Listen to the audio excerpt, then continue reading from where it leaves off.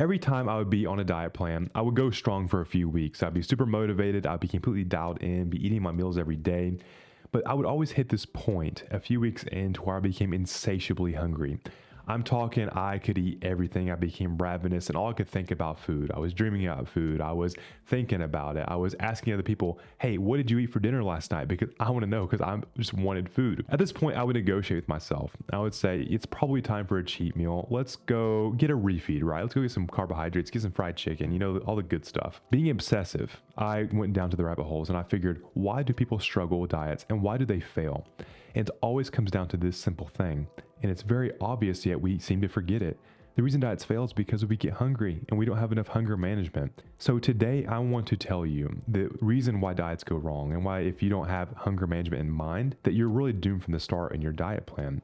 Then at the end, I'll give you 4 steps that I use myself to manage hunger and of course help other people lose 50, 60, or even 80 pounds on their plans due to this system here. Lyle McDonald says that the key to fat loss is not necessarily eating less. It's about eating in a way that your body's biology supports.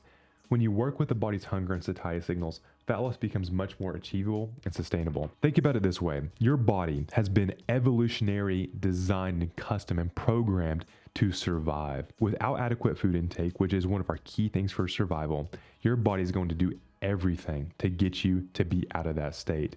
This is where it starts to ramp up these hunger hormones such as leptin and ghrelin. It's going to send signals for you to be focused and to think about food and within your brain. The reason you'd watch cooking shows if you're on a diet or watch mukbangs on YouTube is because you've sent the wrong signals in due to the food that you're eating and being in the wrong system, which ramps up all these hormones. So in order to lose fat, then we must have a diet and a protocol that has that in mind, the hunger in mind. So how do we do this? The first thing that we want to do to understand and work with our biology instead of against it is that we want to cut back on ultra processed foods. And the less often you eat ultra processed foods, the less you crave calorie dense foods, thereby making it easier to shut off your hunger. That result is less overeating and more time in your comfort zone. When you eat foods that are processed, ultra processed, they have been designed by the nerds in the industry to be bliss point foods, meaning that it triggers and lights up your brain chemistry to ramp up all of your hunger signals. So bliss point foods contain fat, sugar, and salt. All this combined it's like a jackpot for our ancestors. If they found something with that combination, that signals, wow, we better stock up on this because that is calorie dense, it's good, we're going to get some fat in, we're going to survive. Ultra processed foods have no room in a normal diet anymore. I don't care what they tell you or what's going on. If you truly are serious about getting out of the struggle of fat loss, you must move to whole foods and then do the thing I'm about to tell you here in the next few steps. If you think about people who have never struggled with their hunger, they don't track, they don't obsess, and they're not neurotic about it. They have either conditioned themselves over time to make the right choices, or they won the genetic lottery. But you did not win the genetic lottery because you're watching this video. First, we're going to add more fat. Yes, we're going to eat fat to lose fat. And Broda Barnes says this. He says that a diet that will depress a hog's appetite will control almost anyone's craving for food. Back in the day, they were doing a test to see how could we truly lower hunger signals in humans, right? So they started with hogs. What they did is they would give hogs more fat in their diet. They noticed that anytime they gave them more fat, they would stop eating compared to the times they're eating grains or excess carbohydrate. They would be eating and seemingly forever. That's really how they fatten them up, is with grains and of course lowering other hormones. But fat is going to do 2 different things to make you control your hunger signals. One is going to slow gastric emptying, or the amount of time it takes for your body to move food through your stomach and into your system. It slows that process down. So it's going to allow you to extend your meal times and allow you to not be having that next signal, which is ghrelin, spike. Ghrelin's going to spike up when you're hungry, and it's going to be that one that tells you, man, I need to just obsess about food, or I'm looking forward to my next mealtime.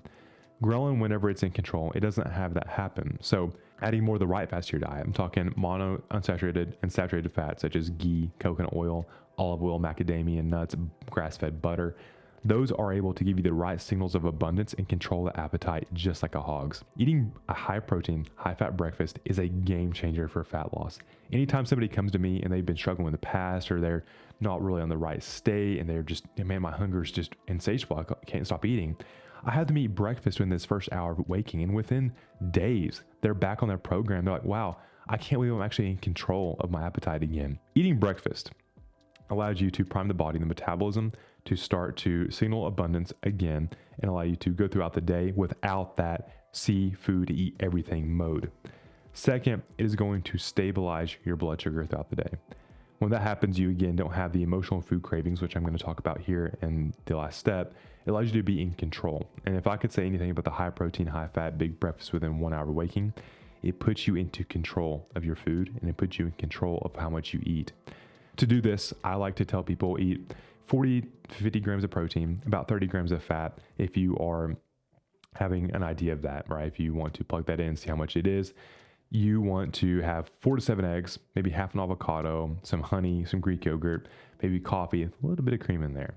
That's going to keep you full. And truly, you could eat 2 meals a day if you eat a big meal like that, and you'd be totally fine. You can miss lunch, whatever. So the third thing you want to do beyond having a big breakfast and eating more fat is that anytime you do get hungry between meal times, reach for a protein-rich snack first. Protein is very satiating, and it's going to be the one that if you eat that, you're not going to have this massive spike or this massive, issue when it comes to managing your appetite later, right? And I'll talk about that more here in a second. But protein-rich snacks are going to be absolutely critical, and that's going to be ones such as Greek yogurt, cottage cheese, or beef jerky. Step 4 is going to be able to pause and assess and discern. It's very important. Discern between true hunger and artificial hunger.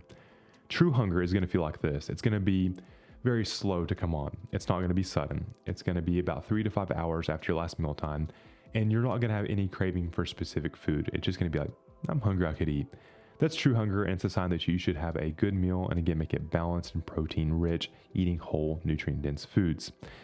The second thing is artificial hunger. Artificial hunger is not real hunger. It's going to be driven, and it's going to feel something like this.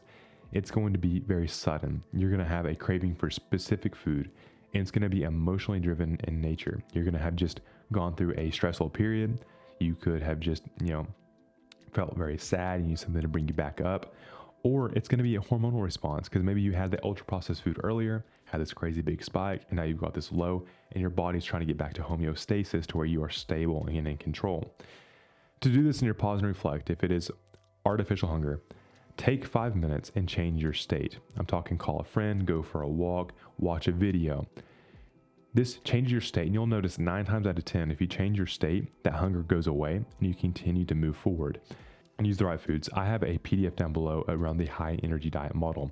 This is what I give to all my clients for them to lose tons of weight. I'm talking 40, 80 pounds at a time. One of my clients just recently lost 82 pounds in 7 months.